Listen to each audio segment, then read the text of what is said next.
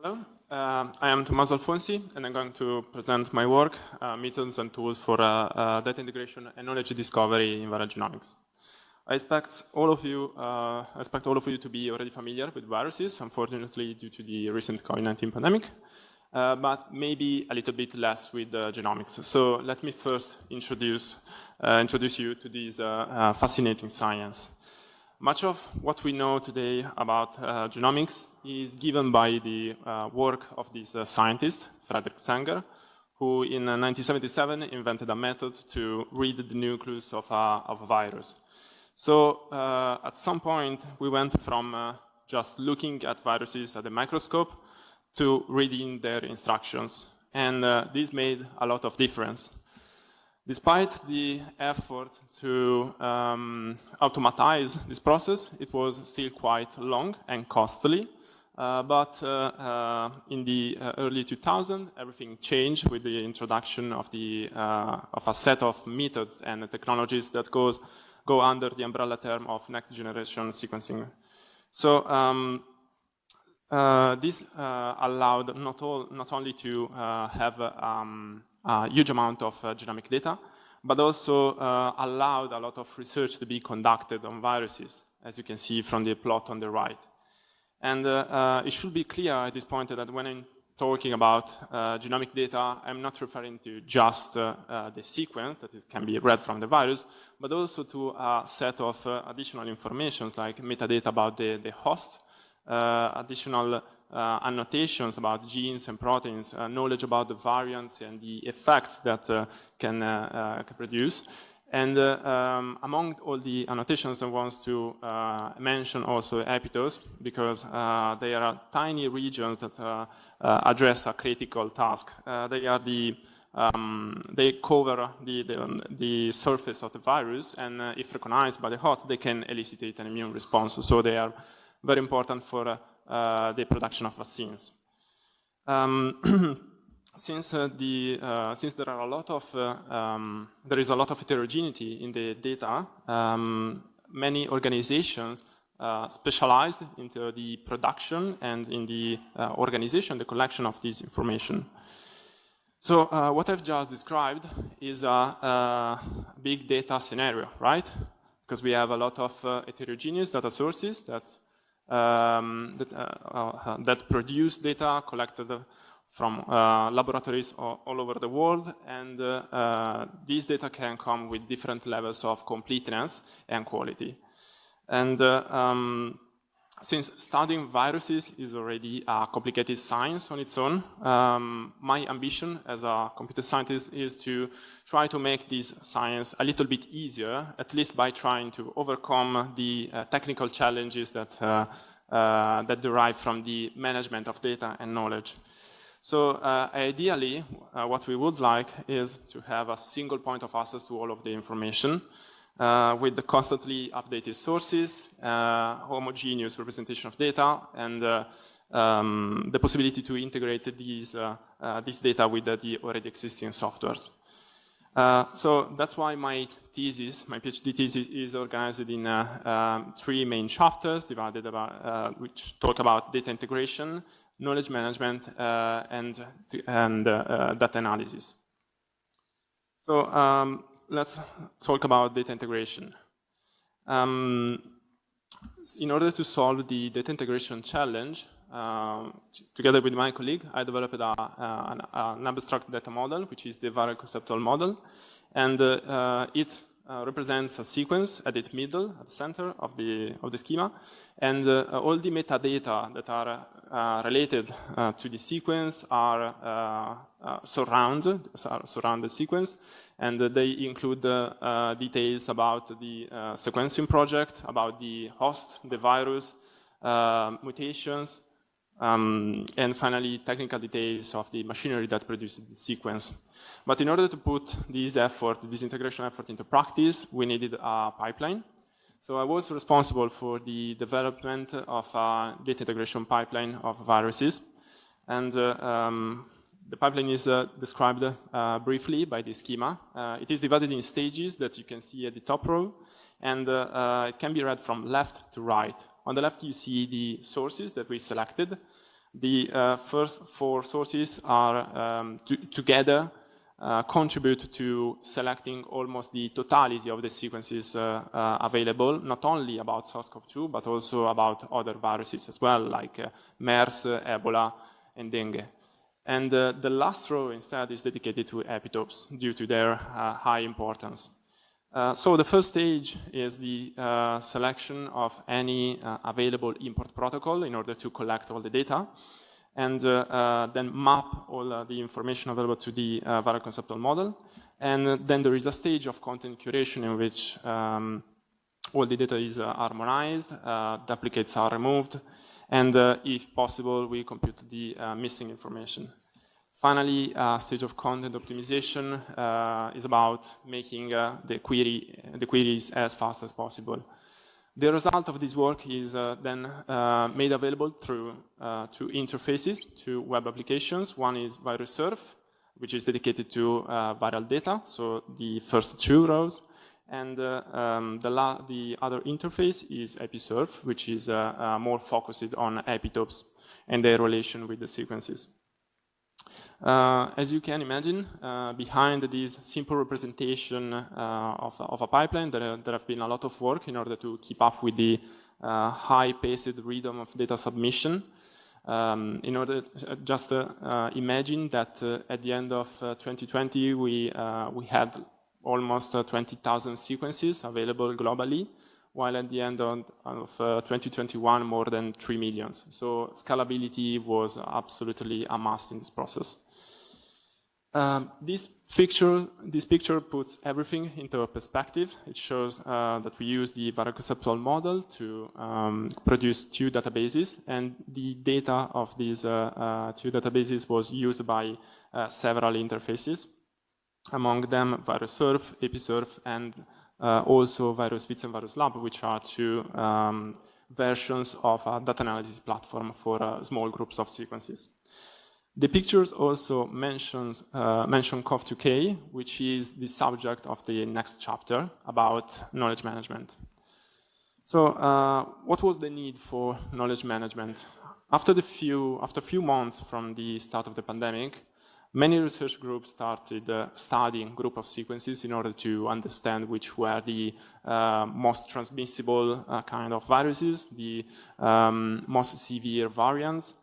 So, since they operated without prior agreement, a lot of entropy was observed in this regard. This table, don't worry, I will zoom in it in a while. This table represents variants in gray. The kind of variant in the pink columns, which are a little bit orange in this picture.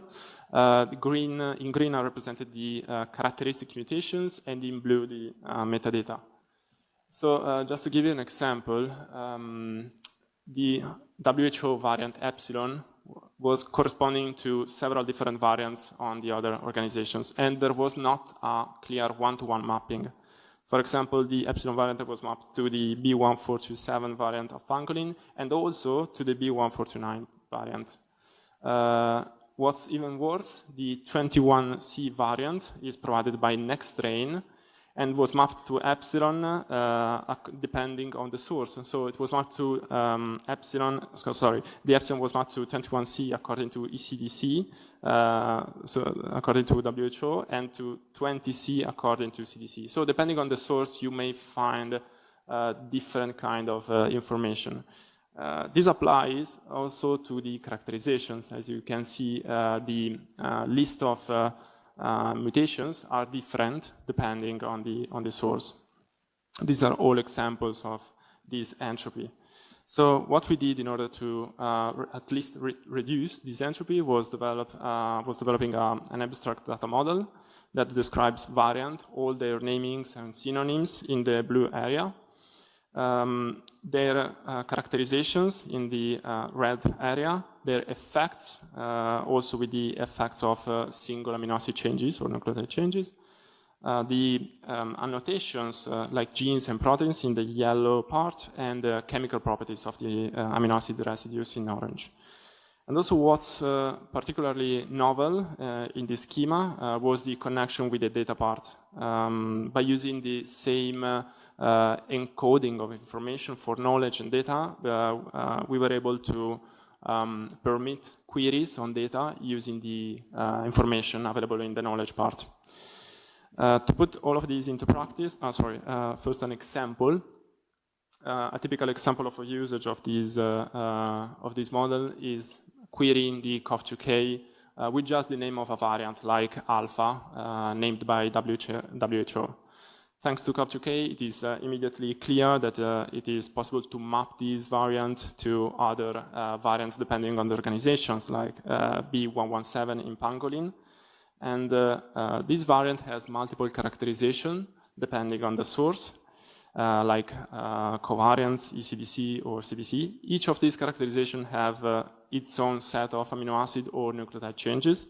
And for each change, it is possible to collect the associated effects together with the source providing it. In order to put all of these in practice, I needed to develop an ETL pipeline and use the MongoDB aggregation API in order to do the harmonization part. And finally, the result was made available through a RESTful API, which also provides the possibility to query various bits in the preserve. So this work allowed me to gain experience and to develop tools that then made possible for me to address a more intriguing challenge about the data analysis. Indeed, after a few months since the start of the pandemic, it was clear that the SARS-CoV-2 was not only slowly accumulating mutations like we were used, but it was also capable of a recombination mechanism. Recombination is the abrupt change in the genetic configuration of a virus. And it is very important because through recombination, a virus can suddenly acquire novel characteristics and possibly increase its transmissibility or disease severity and reduce the efficacy of current treatments and vaccines. So how does recombination work? It can happen when two virions infect the same host cell, and while replicating, their genome gets mixed. And so the new virus inherits all the characteristics of the first virus up to the breakpoint, BP, in the figure, and all the characteristics of the second virus after the breakpoint. My research focused on the two principal types of recombination. This is the first type, single breakpoint, but there is also the second most common type is the double breakpoint recombinant, which is depicted here. The need for this work derives from the fact that during the SARS-CoV-2 pandemic, the ground truth, I mean, the set of recombinant viruses were discovered by a group of scientists and experts discussing novel recombinants on discussion forums, typically on issues on GitHub. And as you may imagine, this process is error-prone due to subjective evaluation and to the risk of late recombinant detection. So the method I developed was compared to all the known recombinant cases, and it achieves very good results. Of course, it's faster than manual evaluation, and was able to confirm 40 or 43 recombinant cases out of 51, depending on the source used as input. The remaining cases are divided in most likely not recombinant, for those cases in which the recombination is supported by just very few mutations at the edges of the genome. Cases in which the definition was actually improved, I mean, cases in which my method, recombinant, was able to produce candidates of recombination that were more suitable for the case. And controversial cases, which are those in which the method was not able to identify the recombination due to the low quality of the input. So to briefly describe the method, I built this picture. I won't go into every detail of the method, but just to give you an idea, the method is data-driven. So basically, we analyze a set of sequences, and we derive from that, from those sequences, we derive the probability, the joint probability of mutations and lineages. So then, when a novel sequence comes, a target sequence T, we can transform that table into a ranking of the most likely candidates for that region. And the likelihood ratio formula is used to produce a cumulative likelihood. And this cumulative likelihood will keep increasing until the end of the genome if the sequence is not recombinant. If it is recombinant, at a certain point, that likelihood will drop. And at that point, we'll start searching a new candidate for the remaining part of the genome. We were not the only ones trying to develop a new method for detecting recombinant genomes, so we needed to compare with the current state of the art. The other methods can be divided in mainly 3 categories. The first categories include virus recombinant and KWAG, which are methods which were not used on real data, so we could not compare with them since we already provided additional features. The second category is 3-seq, RDP, and GARD, and these methods were not conceived for big data. And this is this can appears immediately when you look at a simple example that I realized below. For example, for 3-seq, RDP, and its improved versions, the problem with this software is that they perform the permutations by 3 of all the input sequences in order to search recombinants. So the number quickly explodes. It is above 10 to the power of 12, just on a data set of 10,000 sequences. The problem with GARD is the complexity, because it was not developed for long genomes.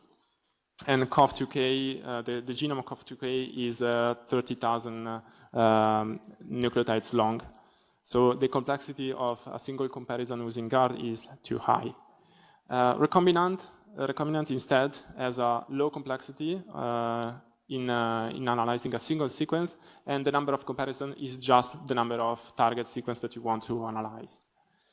The only method that we could compare with was then Ripples, which was developed for big data applications. And without going too much into the details, we tested our own method against Ripples on the same dataset, and while Ripples was able to identify 7 recombinant cases, we found 43. So, to summarize the key features of recombinants, it is a data-driven method. So it means that the more data we have, like in a pandemic scenario, the more accurate it gets. It is independent from the classification system in use. So for SARS-CoV-2, we used Pango lineages, but of course it is applicable to any other virus and to other classification systems. It is independent from the phylogenetic analysis, as long as any kind of clustering can be identified on the sequences.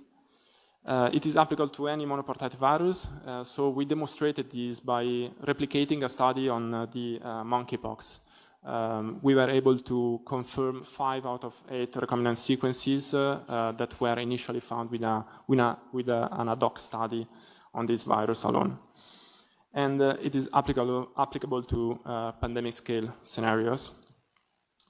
Finally, it achieved higher sensitivity with respect to manual analysis and with respect to the state of the art. The main limitations of recombinant are that it can detect only up to double breakpoint recombinants, and that the accuracy of breakpoints depends on the density of mutations in the genome. So given the good premises of this work, I am continuing research on this topic in the context of the Sensible project, which is a joint project led by Università degli Studi and Politecnico di Milano in order to develop a warning system for novel pathogens. While leaving in the background the list of my publications, I want to express my gratitude to the Dimitri Foundation, Chorafas Dimitri Foundation, and thank my advisor, Stefano Ceri, and co-advisor, Anna Bernasconi, for helping me achieving this important result. With that being said, I thank you for listening to me.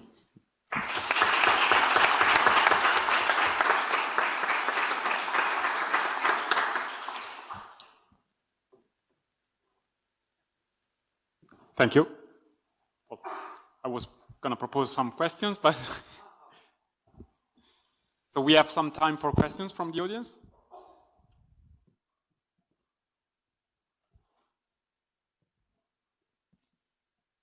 Okay, so can you? I'm curious about the feature work that you pointed out. So if you can, the Sensible project. Yeah, the Sensible. So the idea is to have an automated warning system. So basically, you add the information as you sequence the DNA to a database, and the database automatically recognizes new pathogens. Yeah, exactly. The idea is to have a sort of procedure that periodically analyzes the new viruses that are submitted to the international databases. And based on the knowledge built so far, try to understand if it is a completely new virus or it is something that have already been observed. And the knowledge base of this system should be, of course, updated periodically in order to keep up with the evolution of the virus. So yeah, that is one of the major challenges, the fact that the knowledge, so the model that you develop should be constantly updated. So it means in our experiment, basically we are now trying to automate a stack of softwares, a stack of software that includes principal component analysis, clustering, and then statistical modeling in order to understand if a new pathogen is new or have been already seen in the past. Thank you. Any further question? If not, let's thank again our speaker.